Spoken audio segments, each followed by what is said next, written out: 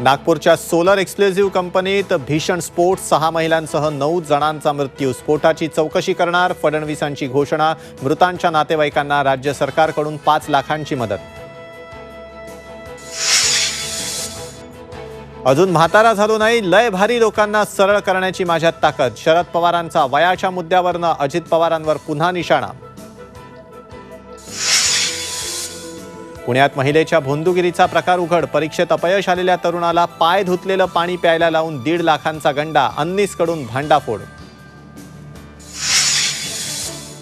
सलीम कुत्ता बडगुजर यांच्या भेटीचा तपास सुरू. नाशिक पोलिसांचं नाशिक मध्यवर्ती कारागृहाला पत्र.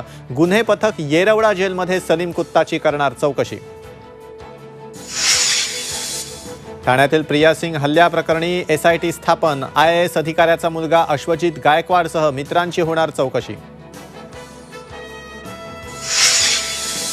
आणि आता शेगावलाही वंदे भारत ट्रेन धावण्याची शक्यता. मुंबई आणि पुण्याहून वंदे भारत ट्रेन सुरू करण्याचा रेल्वेचा विचार.